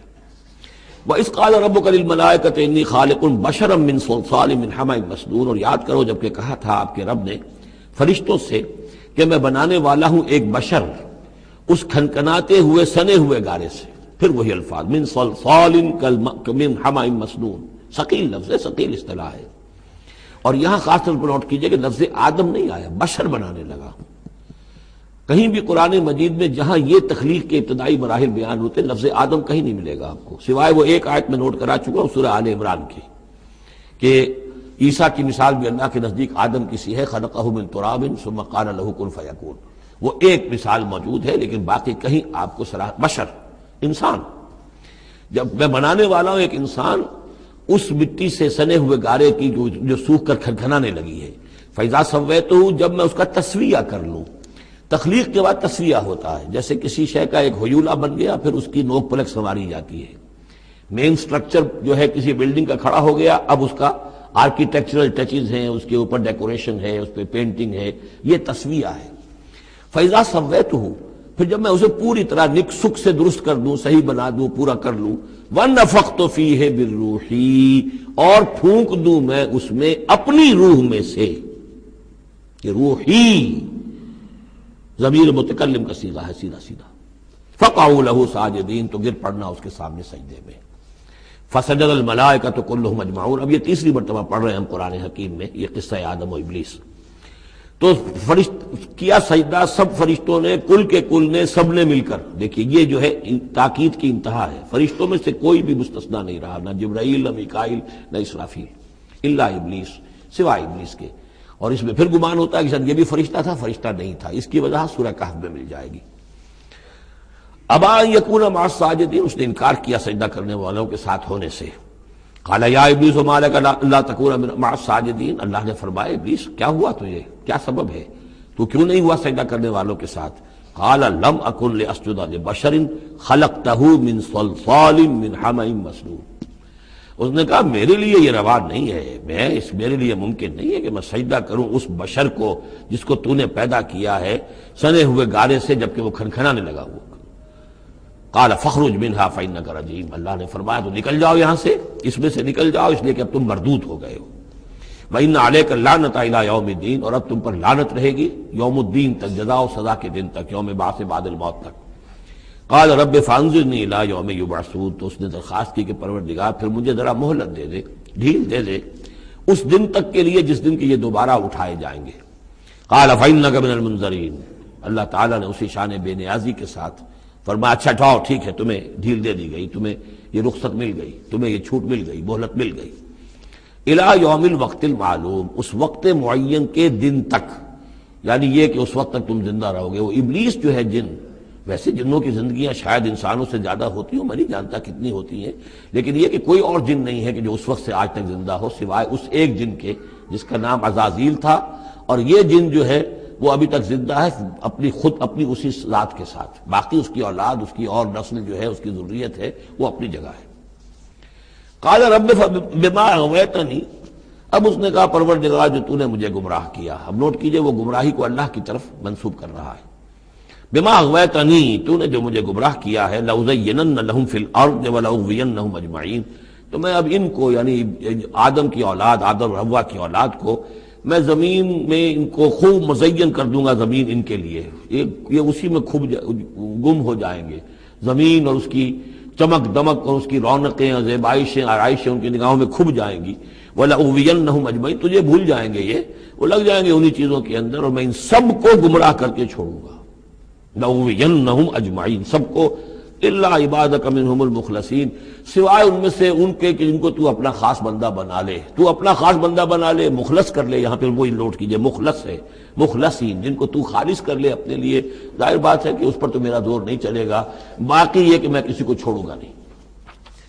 قال ھذا صراط علی مستقیم، اللہ تعالیٰ نے فرمایا ٹھیک ہے، یہ راستہ ہے میری طرف سیدھا، یعنی یہ میرے اور تمہارے درمیان معاملہ طے ہو گیا، میں نے تمہیں چھوٹ دی، تم اپنا زور لگا لو، جس طرح بھی چاہو بہکا لو، باقی یہ کہ ان عبادی لیس لک علیہم سلطان، میرے بندوں پر تجھے اختیار کوئی نہیں ہوگا، یعنی اختیار کسی بھی انسان پر نہیں ہے، یہ نہیں کہ جس کو اللہ نے مخلص کر لیا ہو اس پر اختیار نہیں، اختیار اسے کسی بھی انسان پر نہیں ہے۔ ان عبادی لیس لک علیہم سلطان الا من اتبعک من الغاوین، سوائے ان کے کہ جو خود تیری پیروی کرے، خود غاوین میں سے ہو، خود ان کے اندر غوا ہو، خود ان کے اندر سرکشی ہو، خود وہ جو ہے وہ اپنی نفس پرستی کی طرف مائل ہو، وہ تو تیری پیروی کریں گے، ان کو تو جدھر چاہے لے جا، جس کھائی میں چاہے لے جا کے ان کو پھینک دے، اور جس جہنم کی جس وادی میں چاہے ان کو گرا دے، مجھے اس سے دلچسپی نہیں، لیکن یہ کہ میرے کسی بندے پر تجھے اختیار حاصل نہیں ہوگا۔ وَإِنَّ جَهَنَّمَ لَمَوْعِدُهُمْ أَجْمَعِينَ، اور پھر جہنم ہی ان سب کا ٹھکانہ ہوگا، سب کا جو بھی تیری پیروی کریں گے۔ لہا سبعۃ ابواب، اس جہنم کے 7 دروازے ہیں، لکل باب منہم جزء مقسوم، اور ہر ان میں سے ہر دروازے کے لیے ہم نے ایک اس کا نصیب مقرر کر رکھا ہے کہ اتنے جن اتنے انسان اس سے جائیں گے۔ ہو سکتا ہے کہ وہ بڑے بڑے کبیرہ گناہوں کے حوالے سے کہ یہ لوگ جو ہے جو ان گناہوں میں ملوث ہوں گے وہ اس دروازے سے جائیں گے، جو ان گناہوں میں ملوث ہوں گے وہ اس سے جائیں گے، واللہ اعلم۔ ان المتقین فی جنات وعیون، اب وہی سائملٹینیس کنٹراسٹ کہ جب جہنم والوں کا تذکرہ ہوا تو متقین کا بھی، اور جو اہل تقوی ہوں گے فی جنات وعیون، وہ ہوں گے جنتوں میں، باغات میں اور چشموں میں، ادخلوها بسلام آمنین، ان سے کہا جائے گا داخل ہو جاؤ ان باغات میں پورے امن کے ساتھ، کوئی خوف نہیں، کوئی اندیشہ نہیں۔ وَنَزَعْنَا مَا فِي صُدُورِهِم مِّن غِلٍّ، یہ مضمون پہلے بھی آ چکا ہے، اور ہم نکال دیں گے ان کے دلوں میں سے جو کچھ قدورت ہوگی، اہل ایمان کی آپس میں کوئی شکوہ، کوئی شکایت، کسی سے کوئی تکدر ہو، کوئی غل ہو، وہ ہم نکال دیں گے۔ عَلَىٰ سُرُرٍ مُتَقَابِلِينَ، وہ بیٹھے ہوئے ہوں گے تختوں کے اوپر ایک دوسرے کے آمنے سامنے۔ جب کسی سے ناراضگی ہو تو آدمی آنکھیں چار نہیں کرتا بلکہ نظر چڑا جاتا ہے، لیکن جب کوئی ایسی بات نہیں، دل صاف ہے، تو آمنے سامنے بیٹھ کے گفتگو باتیں کریں گے، سینگ آئی ٹو آئی۔ متقابلین لا یمسہم فیہا نصب، انہیں نہیں پہنچے گی اس میں نہ تو کوئی تکان، وما ہم منہا بمخرجین، نہ پھر وہ اب اس سے نکالے جائیں گے۔ جب اہل جنت میں داخل ہونے کے بعد کسی کا وہاں سے نکلنے کا امکان نہیں۔ نبئ عبادی، اے نبی میرے بندوں کو بتا دیجئے، انی انا الغفور الرحیم، کہ میں یقیناً غفور ہوں، رحیم ہوں۔ میری اصل شان تو یہ ہے، لیکن وَأَنَّ عَذَابِي هُوَ الْعَذَابُ الْأَلِيمُ، میری ایک دوسری شان بھی ہے، اور وہ یہ ہے کہ میرا عذاب تو وہ بھی بہت دردناک عذاب ہے۔ لہذا کوئی آدمی جو ہے وہ نڈر نہ ہو جائے، نچنت نہ ہو جائے، وہ میری مغفرت کی امید بھی رکھے، میری رحمت سے آس بھی لگائے رکھے، لیکن یہ کہ میرے عذاب سے ڈرتا بھی رہے۔ بین الخوف والرجاء، یہ کیفیت رہنی چاہیے۔ وَنَبِّئْهُمْ عَنْ ضَيْفِ ابراہیم، اور ذرا ان کو بتا دیجئے حالات ابراہیم کے جو مہمان آئے تھے ان کے بارے میں، وہی جو پہلے ہم پڑھ چکے ہیں سورہ ہود میں۔ اِذْ دَخَلُوا عَلَيْهِ فَقَالُوا سَلَامًا، جب وہ داخل ہوئے حضرت ابراہیم کے ہاں مکان پہ آئے، انہوں نے کہا سلام۔ قال انا منکم وجلون، تو حضرت ابراہیم نے کہا کہ ہمیں تو تم سے کچھ خوف آ رہا ہے، آپ لوگ کون ہیں، ذرا اپنی آئیڈینٹی بتائیے۔ قالوا لا تعجل انا نبشرک بغلام علیم، انہوں نے کہا کہ نہیں ڈریے نہیں، ہم تو آپ کو ایک بڑے صاحب علم بیٹے کی بشارت دینے آئے ہیں۔ قال بشرتمونی علی ان مسنی الکبر فبما تبشرون، تو حضرت ابراہیم نے فرمایا کہ یہ کیا بشارت آپ مجھے دے رہے ہیں، اس کے باوجود، علی یہاں علی الرغم کے معنی میں، اس کے باوجود کہ مجھ پر بڑھاپا طاری ہو چکا ہے، تو ذرا سوچ سمجھ کے بشارت دیجیے، کوئی غلطی تو نہیں لگی ہے آپ کو۔ قالوا بشرناک بالحق، ان کا نہیں، ہم نے بشارت آپ کو دی ہے حق کے ساتھ، قطعی اور حقیقی بات ہے، شدنی امر ہے، یہ ہو کر رہنے والا ہے۔ فلا تکن من القانتین، تو اے ابراہیم آپ تو پھر نا امید لوگوں میں سے تو نہ ہو جائیے، مایوس نہ ہو جائیے۔ قال ومن یقنط من رحمت ربہ الا الضالون، تو حضرت ابراہیم نے کہا کہ ہاں یہ بات تو آپ صحیح کہہ رہے ہیں، اللہ تعالیٰ کی رحمت سے مایوس تو صرف وہی ہو سکتے ہیں جو گمراہ ہوں۔ یہ اللہ کی قدرت، اللہ کی رحمت، عین بڑھاپے میں اللہ مجھے اولاد دے دے، 87 برس کی عمر میں بیٹا دے دے، جیسے اس نے حضرت یحییٰ کی والدہ کو، جو کہ بالکل بانجھ رہی ساری عمر، اور حضرت زکریا جو ہیں بہت بوڑھے ہو چکے تھے، اسی طریقے سے معاملہ یہاں بھی ہوا ہے۔ قال فما خطبکم ایھا المرسلون، اب انہوں نے پوچھا کہ اے فرشتادو، اے جو بھیجے گئے ہو، ایلچی ہو، تمہارا کیا معاملہ ہے، یعنی کس قدر جا رہے ہو، کیا قصد ہے، کیا ارادہ ہے۔ قالوا انا ارسلنا الى قوم مجرمین، انہوں نے کہا کہ ہمیں بھیجا گیا ہے ایک مجرم قوم کی طرف، الا آل لوط، سوائے آل لوط، لوط کے گھر والوں کو، اس کے گھر والوں کو تو ہم بچا لیں گے، انا لمنجوہم اجمعین، ان سب کو ہم بچا لیں گے، نجات دیں گے، الا امرأتہ، اس میں بھی ایک استثناء ہے، سوائے اس کی بیوی کے، قدرنا انہا لمن الغابرین، ہم نے یہ اندازہ کر لیا ہے، یہ اندازہ ہے کہ وہ جو ہے پیچھے رہنے والوں میں سے ہوگی۔ قالوا بل جئناک بما فلما جاء آل لوط المرسلون، تو جب یہ لوط کے گھر پہنچے یہ فرشتادے بھیجے ہوئے اللہ کی طرف سے ایلچی جو آئے تھے، قال انکم قوم منکرون، وہی بات حضرت لوط نے فرمائی کہ آپ لوگ کچھ اجنبی سے لوگ ہیں، میں آپ کو جانتا نہیں، آپ کون لوگ ہیں، کہاں سے تشریف لائے ہیں۔ قالوا بل جئناک بما كانوا فيه يمترون، ان کا نہیں بلکہ ہم تو وہ شے لے کر آئے ہیں آپ کے پاس جس کے بارے میں یہاں کے رہنے والوں کو شک تھا۔ آپ جب کہتے تھے کہ اگر تم باز نہیں آؤ گے، ان خبیث فعل کو نہیں ترک کرو گے، شرک سے باز نہیں آؤ گے، تو تم پر اللہ کا عذاب آئے گا، یہ اس میں شک کرتے تھے، مذاق اڑاتے تھے۔ اب وہ شے ہم لے کر آئے ہیں۔ وَأَتَيْنَاكَ بِالْحَقِّ وَإِنَّا لَصَادِقُونَ، اب ہم اللہ تعالیٰ کے آخری فیصلے کے ساتھ، قطعی اور شدنی فیصلے کے ساتھ آئے ہیں، اور ہم سچے ہیں، جو بات ہم کہہ رہے ہیں وہ درست ہے۔ فَأَسْرِ بِأَهْلِكَ بِقِطْعٍ مِّنَ اللَّيْلِ، تو آپ اپنے گھر والوں کو لے کر نکل جائیے رات کے ایک حصے میں، کہ ابھی رات باقی ہو، صبح ہونے سے پہلے پہلے نکل جائیے۔ وَاتَّبِعْ أَدْبَارَهُمْ، اور آپ بھی ان کے پیچھے پیچھے جائیے۔ وَلَا يَلْتَفِتْ مِنْكُمْ أَحَدٌ، اور کوئی آپ میں سے پیچھے مڑ کر اب دیکھے نہیں، یعنی کوئی دوستی، کوئی یاد آ رہی ہو، کوئی تعلقات اب جو ہے وہ ستا رہے ہوں دل کو۔ وَامْضُوا حَيْثَ تُؤْمَرُونَ، اور اب چلے جائیے وہاں جہاں آپ کو حکم ہوا ہے۔ وَقَضَيْنَا إِلَيْهِ، اور یہ بات ہم نے اس کو بتا دی، یہ فیصلہ ہم نے کنوے کر دیا اسے، ذالک الامر، یہ فیصلہ، ان دابر ہؤلاء مقطوع مصبحین، کہ ان لوگوں کی جڑ صبح ہوتے ہی کاٹ دی جائے گی، یعنی یہ کہ اس پوری قوم کو تہس نہس کر دیا جائے گا، دونوں شہر جو ہیں نسیہ منسیہ کر دیے جائیں گے، یہاں کوئی ایک متنفس بھی نہیں بچے گا۔ وجاء اہل المدینہ یستبشرون، اور اب آئے لوگ وہ دوڑے ہوئے بدماش لوگ جو ہیں وہ خوشیاں مناتے ہوئے آئے کہ بڑے خوبصورت لڑکے جو ہیں آج مہمان ہو کر آئے ہیں لوط کے ہاں، تو ہمارے لیے بڑا اچھا موقع ہے۔ قال ان هؤلاء ضیفی فلا تفضحون، حضرت لوط نے ان سے کہا یہ دیکھو میرے مہمان ہیں، مجھے رسوا نہ کرو، واتقوا اللہ ولا تحزون، اللہ کا تقوی اختیار کرو اور میری بے آبروئی مت کرو۔ قالوا اولم ننهک عن العالمین، انہوں نے کہا کہ دیکھو لوط، ہم نے تمہیں تمام جہانوں والوں سے روکا ہوا نہیں ہے کہ تم ٹھیکہ مت لو کسی کا، ہم جس کے ساتھ جو چاہیں کریں، تم کون ہوتے بیچ میں آنے والے، تم کو ٹھیکیدار بن گئے ہو پوری دنیا کے۔ اولم ننہک، کیا ہم نے منع کیا تمہیں، نہیں کیا تمہیں کہ تمام جہان والوں کی حمایت میں نہ کھڑے ہو جایا کرو۔ قال ہؤلاء بناتی ان کنتم فاعلین، ان کا یہ میری بیٹیاں حاضر ہیں، اگر تمہیں کچھ کرنا ہی ہے تو یہ کہ ظاہر اللہ تعالیٰ نے تمہارے لیے جو جوڑے بنائے ہیں تو وہ تو عورتیں ہیں، تو وہ ہے، میں عرض کر چکا ہوں، اس سے مراد یہ بھی لی گئی ہے کہ میری قوم کی جو یہ بیٹیاں ہیں تمہارے گھروں میں پڑی ہیں، جن کو تم نے چھوڑا ہوا ہے، اصل میں تو تمہارے لیے اللہ تعالیٰ نے وہ فطری راستہ بنایا تھا، یا یہ کہ انہوں نے اتمام حجت کے لیے، جس کو کہتے ہیں پنجابی میں برے کو گھر پہنچانا، یا آخری بات بھی کہی ہو کہ میں ایسا ہی اگر کوئی معاملہ ہے تو کوئی دو بڑے سردار جو ہیں انہیں کہا ہو کہ میں اپنی بیٹیوں کا نکاح تم سے کیے دیتا ہوں، تمہیں اگر کوئی اس طرح کی کوئی حاجت ہے. لعمرک انہم لفی سکرتہم یعمہون، تو انہوں نے کہا، یہ اللہ تعالیٰ کی طرف سے ہے، قسم ہے تیری جان کی، وہ لوگ تو اپنے اس نشے کی حالت میں بدمست تھے اور بالکل اندھے ہو گئے تھے. عین میم ہے والا ہے، یہ دل کے اندھے ہو چکے تھے. فاخذتہم الصیحۃ مشرقین، تو پھر انہیں آ پکڑا ایک چنگھاڑ نے اجالا ہونے کے وقت. مشرق، یہ مشرق نہیں ہے، مشرق ہے. مشرق ہے اجالے کی جگہ، صبح جہاں سے نکلتی ہے وہ مشرق ہے. شرق کے معنی جو ہے اصل میں وہ روشنی ہے، تو اسی سے یہ مشرقین، صبح ہونے کا وقت، سورج نکلتے وقت جب اجالے کا وقت ہوا تو ان کو ایک چنگھاڑ نے آ پکڑا. فجعلنا عالیہا سافلہا، تو ہم نے اس کے اوپر والے حصے کو نچلا بنا دیا، یعنی تل پٹ کر دیا. وہ گری، پوری بستی جو ہے وہ اٹھا کر پٹک دی گئی کہ چھتیں نیچے اور اس کی جو بنیادیں تھیں وہ اوپر. وَأَمْطَرْنَا عَلَيْهِمْ حِجَارَةً مِّن سِجِّيلٍ، اور پھر ہم نے ان پر بارش برسائی، سجیل، مٹی کے کنکروں کی بارش. ان فی ذلک لآیات للمتوسمین، یقیناً اس میں نشانیاں ہیں ان لوگوں کے لیے جو حق کے متلاشی ہوتے ہیں. یہ جو اسم کا لفظ ہے الف سین میم، اور الف جو ہے اس میں ادھر حقیقت جو اصل اس کا حروف اصلیہ میں سے نہیں ہے، سین میم ہے اصل. یہ ہوتے علامت، اسم کے معنی بھی علامت ہے. یہ میرا نام ہے، یہ آپ کا نام ہے، یہ علامت ہے کہ جس سے میرے نام سے آپ پہچانتے ہیں.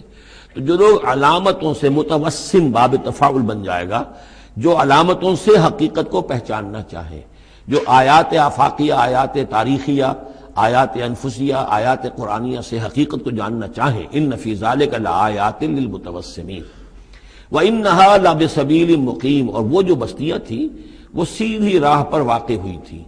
یعنی یہ سیدھا راستہ تھا جو یمن سے جاتا تھا فلسطین تک، میڈیٹرینین کے ساحل تک، اور یہ سیدھا راستہ تھا کیروان روٹ، مشرق و مغرب کے درمیان یہی لنک تھا.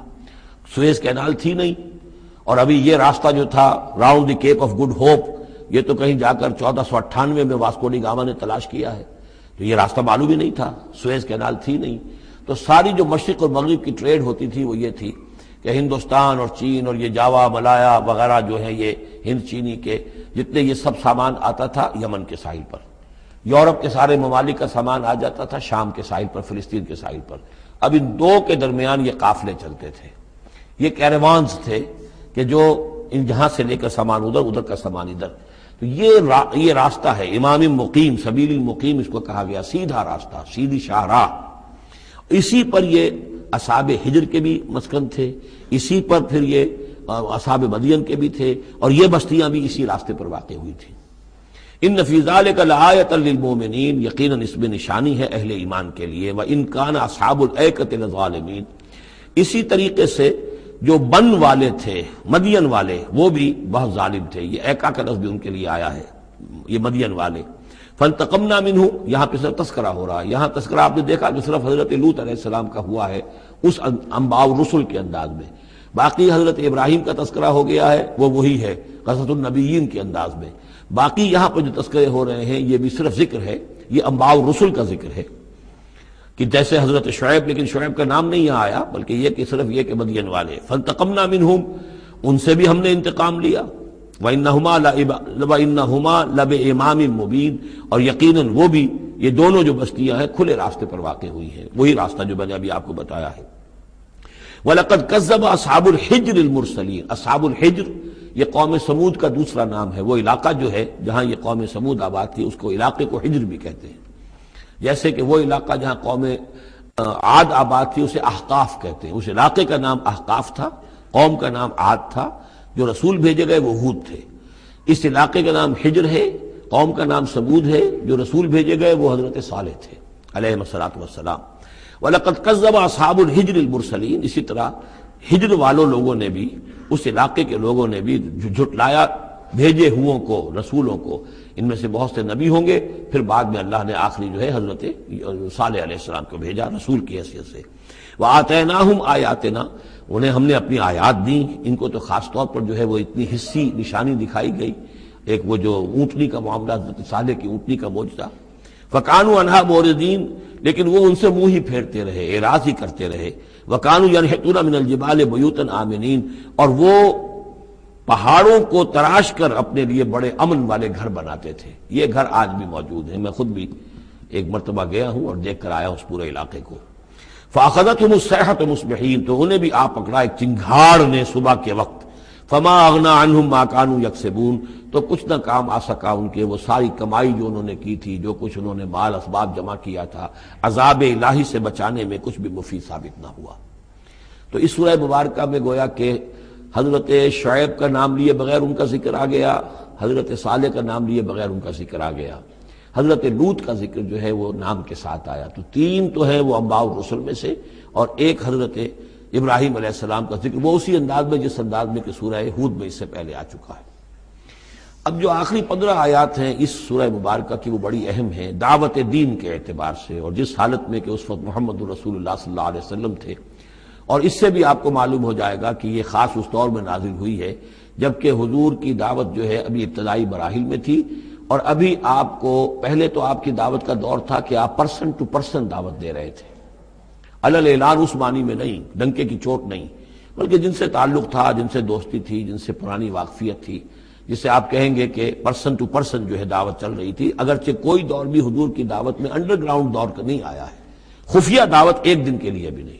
بعض لوگ اس دور میں بعض تحریکیں ایسی ہیں کہ جو اس کو خفیہ سے تعبیر کرتے ہیں کہ انڈر گراؤنڈ موومنٹ تھی، تو یہ غلط ہے۔ انڈر گراؤنڈ دعوت کا حضور کی دعوت میں سیرت میں ایک دن بھی نہیں ہے۔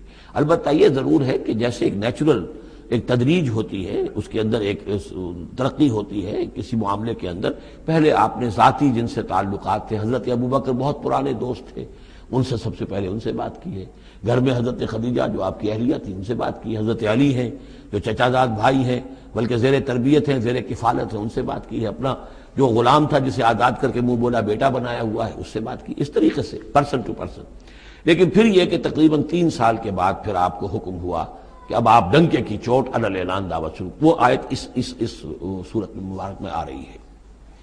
وما خلقنا السماوات والارض وما بینہما الا بالحق، اور ہم نے نہیں بنایا، تخلیق فرمایا آسمانوں کو اور زمین کو اور جو کچھ ان کے مابین ہے مگر حق کے ساتھ۔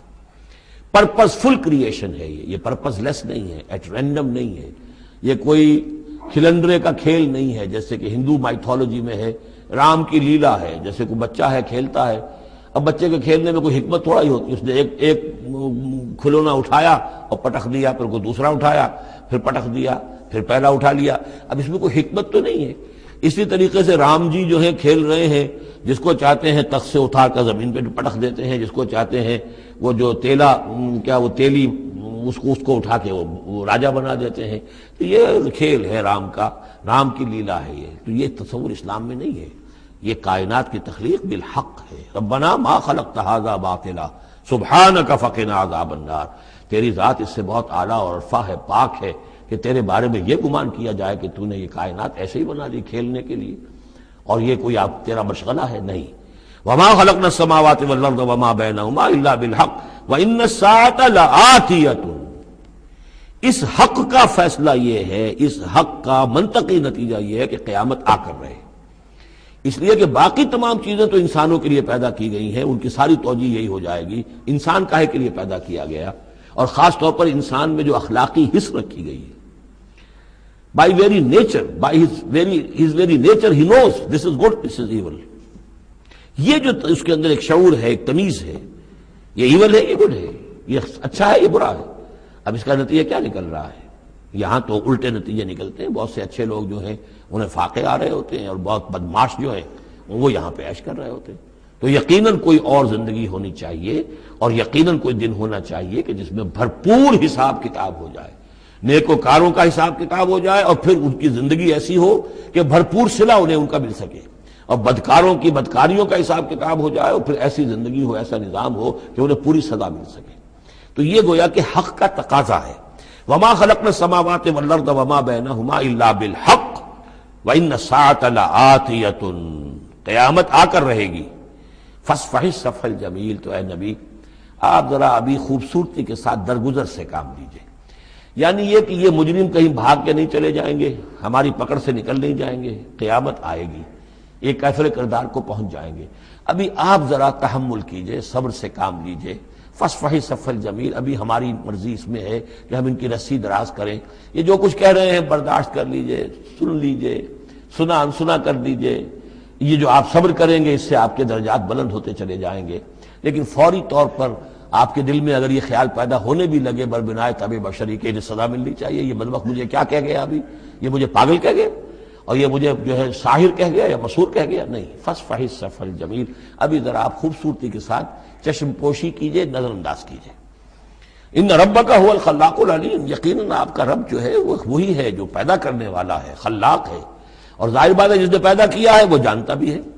سورہ ملک میں ہم پڑھیں گے الا یعلم من خلق وهو اللطیف الخبیر، کیا اسی کے علم میں نہیں ہوگا جس نے پیدا کیا ہے؟ وہ تو جانتا ہر شے کو. اب یہ گھڑی جس نے بنائی ہے اسے تو معلوم ہے اس میں کون کون سا پرزہ ہے، کہاں کہاں ہے، اس کے اپنے ہاتھ کا اس کے اندر جو ہے ٹکایا گیا ہے. میں واقف نہیں ہوں اس کے اندر کیا کچھ ہے، لیکن گھڑی کا بنانے والا تو جانتا ہے. الا یعلم من خلق، کیا وہی نہ جانے گا جس نے پیدا کیا؟ وہو الخلاق العلیم، وہ تو خلاق اور علیم ہے. وَلَقَدْ آتَيْنَاكَ سَبْعًا مِنَ الْمَثَانِي، دل جوئی کے لیے حضور سے فرمایا اور ہم نے آپ کو دی ہیں وہ 7 آیتیں جو آپ کا وظیفہ ہیں، دوہرا دوہرا کر پڑھتے رہا کیجئے، دوہرا دوہرا کر پڑھتے رہا کیجئے. اس پر تقریباً اجماع ہے امت کا کہ اس سے مراد ہے سورہ فاتحہ. 7 آیتیں جو بار بار پڑھی جاتی ہیں. اب آپ دیکھیے کہ ہر شخص جو نماز پڑھتا ہے دن میں کتنی مرتبہ سورہ فاتحہ پڑھ رہا ہے، ہر نماز میں کتنی مرتبہ پڑھ رہا ہے، دوہرا دوہرا کر. یہ آیت جو ہے، جیسا کہ ہم نے جب سورہ فاتحہ پڑھ رہے تھے، من لم یقرأ بفاتحۃ الکتاب لا صلاۃ لمن لم یقرأ بفاتحہ، اس کی کوئی نماز ہی نہیں ہے، نماز کا جزو لازم ہے. بلکہ قسمت الصلاۃ بینی و بین عبدی نصفین والی حدیث میں نے آپ کو سنائی، حدیث قدسی، تو وہ تو اصل الصلاۃ ہے ہی سورہ فاتحہ. والقرآن العظیم، اور یہی بڑا قرآن ہے. یعنی یہ اپنی اہمیت کے اعتبار سے، اپنی فضیلت کے اعتبار سے خود اپنی جگہ پر سورہ فاتحہ ایک قرآن عظیم کا درجہ رکھتی ہے. اسی لیے اس کو اساس القرآن بھی کہا، اس کو کافیہ بھی کہا، شافیہ بھی کہا گیا، یہ ام القرآن بھی ہے. وَلَقَدْ آتَيْنَاكَ، اے نبی ہم نے اتنی بڑی بڑی دولتیں آپ کو دی ہیں. یہ کیوں گرایا جا رہا ہے یہ ذرا آگے آپ کو معلوم ہو جائے گا، کیونکہ بہرحال حضور کو یہ احساس ہوتا تھا یا نہیں ہوتا تھا، دیکھنے والوں کو تو احساس ہوتا تھا. ابو جہل مالدار ہے، ولید بن مغیرہ اتنا بڑا چودھری ہے، یہ محمد تو یتیم تھے، کوئی بال دولت ان کے پاس نہیں، کوئی ان کی حیثیت نہیں. ہاں کچھ عرصے سے کچھ کھا پی بھی رہے ہیں تو وہ بیوی کا مال ہے، اپنا تو نہیں ہے. یہ ان کی نگاہوں میں جو ان کے معیارات تھے، جو ان کے اندازے تھے سوچنے کے، وہ تو یہ تھے. اس حوالے سے یہاں بظاہر حضور سے خطاب ہے، لیکن اصل میں ان کو بتایا جا رہا ہے کہ بدبختو تمہیں کیا معلوم ہم نے ان کو کتنی بڑی دولت دی ہے.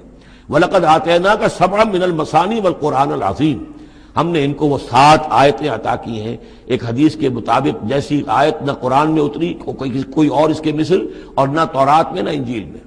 یہ سورہ فاتحہ ہے. وَلَقَدْ آتَيْنَاكَ سَبْعًا مِنَ الْمَثَانِي وَالْقُرْآنِ الْعَظِيمِ وَلَا تَمُدَّنَّ عَيْنَيْكَ إِلَىٰ مَا مَتَّعْنَا بِهِ أَزْوَاجًا مِّنْهُمْ، تو اے نبی آپ کی نگاہیں نہ اٹھیں اس ساز و سامان کی طرف جو ہم نے ان کو عطا کیا ہے. ابو جہل کو اگر دے رکھا ہے، ولید بن مغیرہ کو دے رکھا ہے، اور بڑے سرداروں کو دے رکھا ہے، ان کی جائیدادیں ہیں. ولید بن مغیرہ کے باغات طائف میں بھی ہیں، اس کی جائیداد طائف میں بھی ہے، مکے میں بھی ہے. آپ کی نگاہ ادھر اٹھے ہی نہ.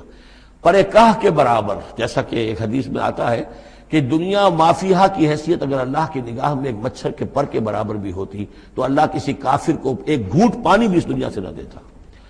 جو اللہ کا ماننے والا اور جاننے والا، اللہ کو جاننے والا ہو، تو اس کی نگاہ میں تو پھر اس دنیا و مافیہا کی وہی وقت ہونی چاہیے. وہ متاثر نہ ہو یہاں کی چمک دمک سے، آپ کی نگاہ اٹھے ہی نہ.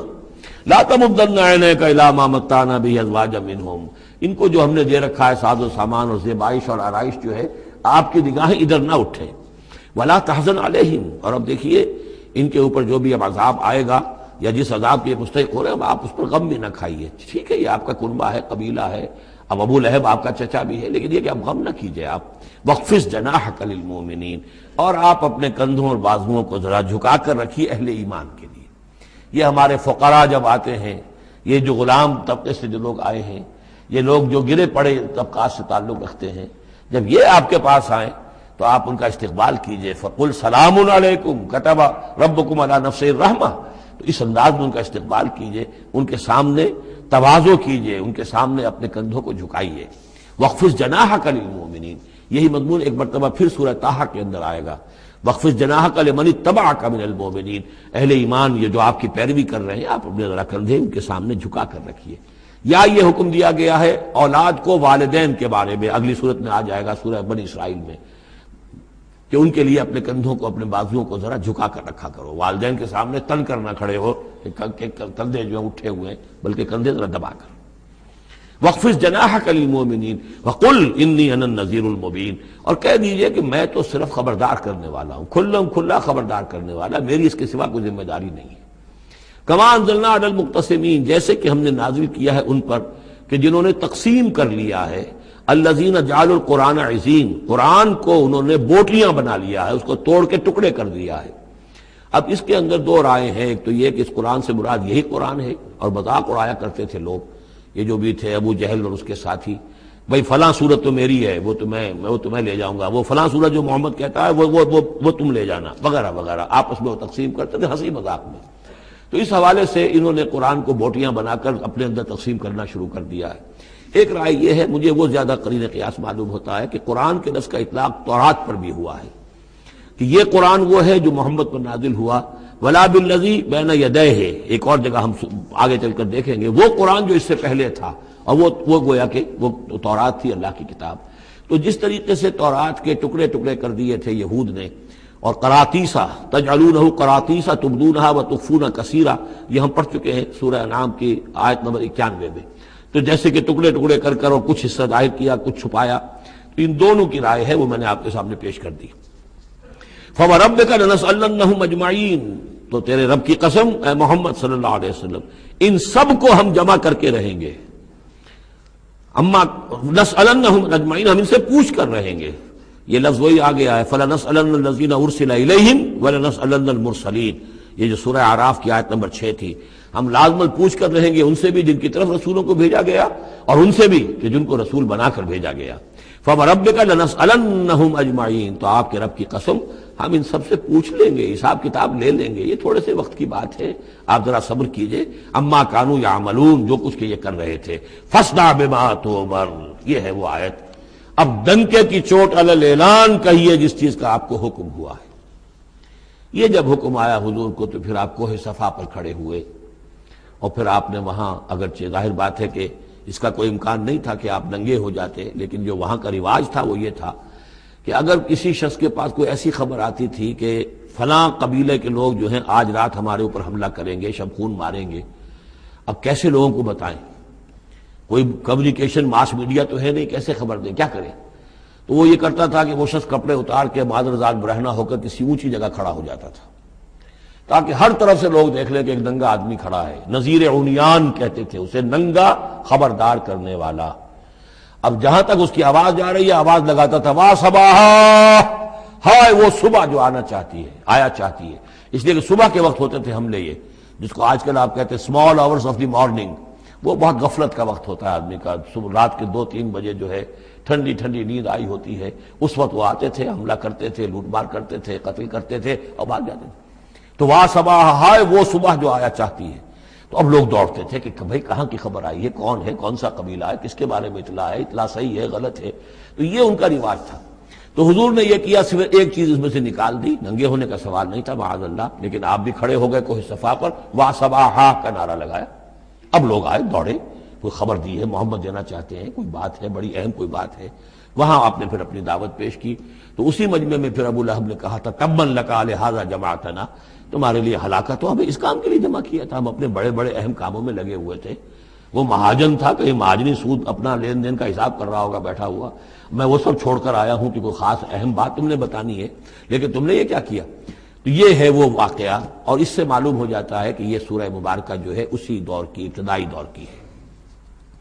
فاصدع بما تؤمر واعرض عن المشرکین، تو ڈنکے کی چوٹ کہیے اب جو کہ آپ کو حکم دیا گیا ہے، اور ان مشرکوں سے اعراض کیجئے، پرواہ نہ کیجئے ان کی۔ انا کفیناک المستہزئین، یہ جو استہزاء کرنے والے ہیں، تمسخر اڑانے والے ہیں، ہم آپ کی طرف سے ان کے لیے کافی ہو رہیں گے، ان کی کوئی مخالفت آپ کا کچھ بال بیکا نہیں کر سکے گی۔ الذین یجعلون مع اللہ الہا آخر، جو اللہ کے ساتھ ساتھ اور بھی الہ گھڑے بیٹھے ہوئے ہیں، فسوف یعلمون، تو عنقریب انہیں معلوم ہو جائے گا کہ اصل حقیقت کیا ہے اور وہ کس طرح کی گمراہیوں میں پڑے ہوئے تھے۔ اب وہ آیت آ گئی جس کا کئی مرتبہ میں حوالہ دے چکا ہوں، اور سورہ انعام میں خاص طور پر وَلَقَدْ نَعْلَمُ، اے نبی ہمیں خوب معلوم ہے، اَنَّكَ يَضِيقُ صَدْرُكَ بِمَا يَقُولُونَ، کہ جو کچھ یہ لوگ کہہ رہے ہیں اس سے آپ کا سینہ بھجتا ہے۔ کسی نے پاگل کہہ دیا، کسی نے مجنون کہہ دیا، آسیب کا سایہ آ گیا، کوئی ہمدردی کے انداز میں آ کے کہتا ہے۔ عتبہ ابن ربیعہ ایک دفعہ آیا چونکہ وہ بزرگ تھا، خاندان کا معمر آدمی تھا، بھتیجے میرے بڑے تعلقات ہیں عاملوں سے بھی، کاہنوں سے بھی، واقعی اگر کوئی تم پر کوئی سایہ ہو گیا ہے، کوئی بری روح کوئی آ گئی ہے تو مجھے بتا دو، میں بلا کے لے آؤں گا، علاج کرا دوں گا تمہارا۔ اب کوئی کچھ کہہ رہا ہے، کوئی کچھ کہہ رہا ہے، کسی نے کہا شاعر ہے، کسی نے کہا کہ ایک انہوں نے غلام پکڑ کے رکھا ہوا ہے، عجمی غلام، اسے کمرے میں بند کیا ہوا اپنے گھر کے اندر، اور وہ عالم ہے بہت بڑا جو پورے پچھلی کتابوں کا جاننے والا، اس سے ڈکٹیشن لیتے ہیں اور پھر آ کر ہم پر دھونس جماتے ہیں کہ یہ اب وہی آئی ہے۔ تو یہ ساری باتیں سنتے تھے حضور صلی اللہ علیہ وسلم، تو آپ کو تکلیف پہنچتی تھی، کوفت ہوتی تھی۔ وَلَقَدْ نَعْلَمُ، اے نبی یہ نہ سمجھیے کہ ہمیں اندازہ نہیں ہے کہ آپ کو کوفت ہو رہی ہے، آپ کو تکلیف ہو رہی ہے، آپ کا سینہ بھینچتا ہے۔ وَلَقَدْ نَعْلَمُ أَنَّكَ يَضِيقُ صَدْرُكَ بِمَا يَقُولُونَ، کہ جو کچھ یہ لوگ کہہ رہے ہیں اس سے آپ کا سینہ بھینچتا ہے۔ فَسَبِّحْ بِحَمْدِ رَبِّكَ، بس اپنے رب کے حمد میں اور تسبیح میں لگے رہیے، تسبیح کیجئے اپنے رب کی حمد کے ساتھ، اسی سے آپ کے دل کو سکون ہوگا، اطمینان ہوگا، اسی سے یہ کہ آپ کے لیے استقامت اور صبر کے راستے جو ہیں وہ کھلتے چلے جائیں گے۔ وَقُم مِّنَ الساجدین، اور سجدہ کرنے والوں میں ہو جائیے، آپ سجدہ کیجئے، تسبیح کیجئے، حمد کیجئے، اپنے رب کے ساتھ تعلق مع اللہ ہے کہ جو ان تمام سختیوں کو آپ کے لیے آسان کر دے گا۔ جتنا اللہ سے اپنے اس قلبی اور ذہنی رشتے کو مضبوط سے مضبوط تر بنائیں گے، اتنی ہی یہ تمام چیزیں جو ہیں آپ پر ہلکی ہوتی چلی جائیں گی۔ وَاعْبُدْ رَبَّكَ حَتَّىٰ يَأْتِيَكَ الْيَقِينُ، اور اپنے رب کی بندگی میں پرستش میں لگے رہیے یہاں تک کہ وہ یقینی بات آ جائے۔ اور وہ یقینی بات کیا ہے؟ جو یقینی شے ہے، شدنی ہے، موت، یعنی یہ کہ تا دم آخر دم فارغ مباش، اندری رہ میں تراش و میں خراش، آخری وقت تک اس بندگی میں اپنے لگے رہیے، جو بھی آخری موت جب تک آ جائے، یا موت سے مراد یہ بھی ہو سکتا ہے یقین سے، یقینی بات اللہ کی مدد آ جائے، اللہ کی طرف سے غلبہ حاصل ہو جائے اور اللہ تعالیٰ کی نصرت آ جائے، اللہ کا فیصلہ آ جائے، لیکن عام طور پر گمان یہی ہے کہ اس سے مراد موت ہے۔ وَاعْبُدْ رَبَّكَ حَتَّىٰ يَأْتِيَكَ الْيَقِينُ، اور اپنے رب کی بندگی اور پرستش میں لگے رہیے یہاں تک کہ وہ یقینی شے وقوع پذیر ہو جائے۔